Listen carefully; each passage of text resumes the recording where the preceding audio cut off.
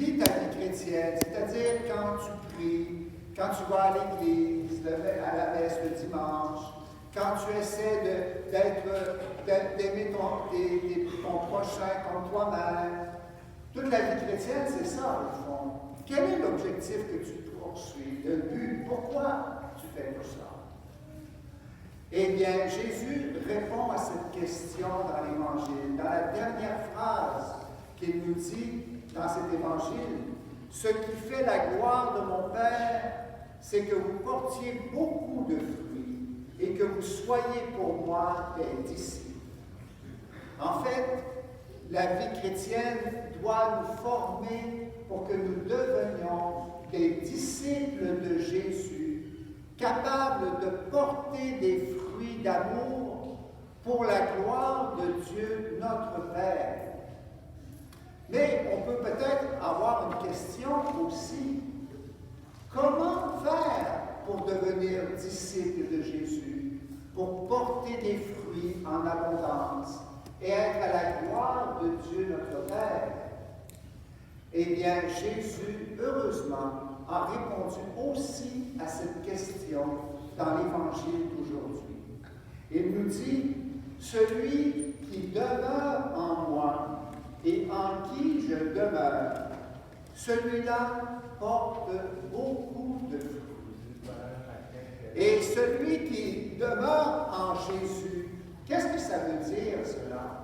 C'est un peu... bien, on a cette belle parabole que Jésus nous donne aujourd'hui. Je suis la vigne, vous êtes les branches de la vigne sur lesquelles poussent les fruits. Et alors, bien justement, si on est coupé du tronc de la vigne qui est Jésus, nous ne porterons pas de fruits d'amour, de vérité, de joie, de paix. Alors, toute l'importance est justement d'être proche, d'être unis à Jésus. Et comment je pourrais expliquer demeurer en moi comme moi je demeure en vous? Je dirais que c'est en tombant amoureux de Jésus. Vous savez, quelqu'un qui tombe amoureux, qu'est-ce qui arrive? Alors, c'est une lumière qui entre dans son cœur, dans son esprit, et qui fait en sorte que, eh bien, je vois celle ou celui que j'aime partout, en toutes circonstances. Je le vois même dans ma soupe. Hein? On dit ça des fois. Hein?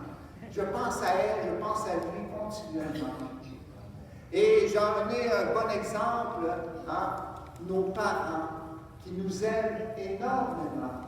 On est les trésors. Hein? Les enfants sont les trésors des parents. Et ils nous portent dans leurs souvenirs, dans leur cœur, continuellement. Ils sont en amour avec nous. Et partout où ils vont, quoi qu'ils fassent, eh bien, ils pensent à nous. Ça me surprend des fois de voir une dame qui est partie faire des emplettes, aller faire des magasins. D'un coup, elle entre dans un magasin, une boutique. Ah, voilà une chemise qui ferait parfaitement pour ma fille Victoria. Et puis, quel est le premier sujet que vous, parents, vous avez quand vous rencontrez des amis, ou des collègues de travail, ou des voisins? Ben, c'est vos enfants. Ah ben, tu sais, mon plus vieux, là, il commence le secondaire cette année, là. Ou bien, ça va être ma plus vieille, elle va participer à des compétitions de natation.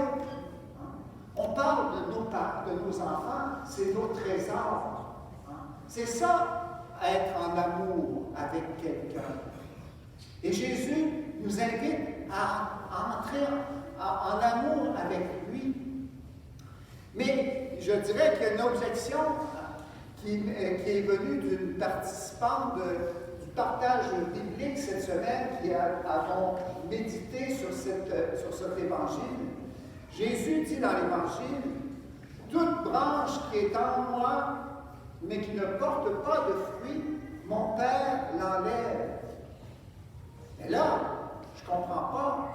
c'est ça qu'elle nous disait, eh bien, la branche, elle est unie à Jésus, elle est en Jésus, mais elle ne porte pas de fruits, comme Jésus nous dit, qu'on devrait porter du fruit si on est uni à lui. Comment se fait-il? Comment expliquer cela? Eh bien, encore une fois, Saint Jean, dans sa première lettre, dans la deuxième lecture, nous dit la réponse. Petits enfants, n'aimons pas en parole, ni par des discours, mais par des actes et en vérité.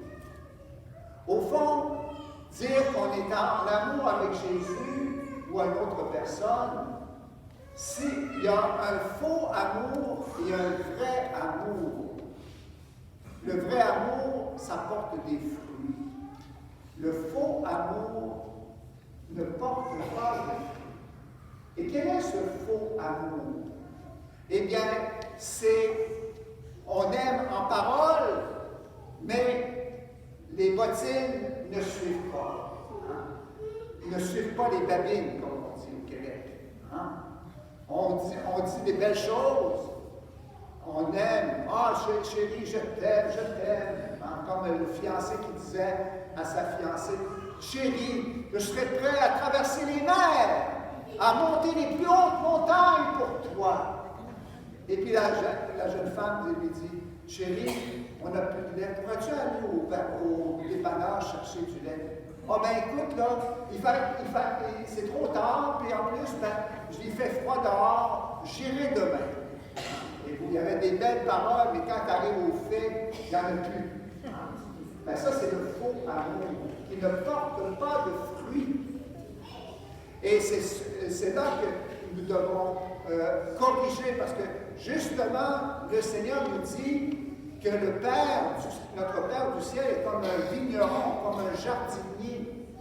Quand il voit qu'une plante, là, la vigne, là, elle fait juste porter des feuilles, elle pas de fruits, pas de raisins, qu'est-ce qu'il fait? Eh bien, il coupe, il émonde la plante pour lui donner de la force, pour qu'elle puisse donner du fruit. Et dans notre vie, bien, c'est ce qui arrive souvent. Hein? Le Père, il agit en nous un peu comme un vigneron et quelqu'un qui veut le bien, notre bien, mais il va faire que ça va peut-être faire mal. Vous savez. Alors, ça lui va permettre, par exemple, des choses qu'on n'aime pas trop. Hein? Un accident, par exemple, une maladie. Vous savez, quand on est malade, on est empêché de travailler, tout ça, ça nous fait réfléchir, cela. Et c'est ça que le Seigneur voudrait qu'on fasse, qu'on se rende compte qu'on n'est pas sur le chemin du vrai amour, mais du faux amour, pour qu'on puisse se corriger, pour qu'on puisse se convertir et donner du fruit en abondance. Et c'est ça que le Seigneur veut que nous fassions.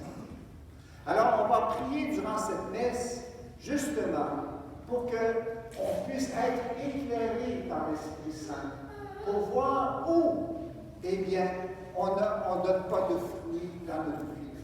Des fruits d'amour, des fruits de paix, des fruits d'aide,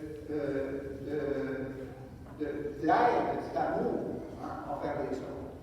Alors, on va demander à la Sainte Vierge Marie, la mère de Jésus, mais notre mère aussi, qu'elle nous aide à porter du fruit dans nos vies, comme elle l'a fait durant toute sa vie. Amen.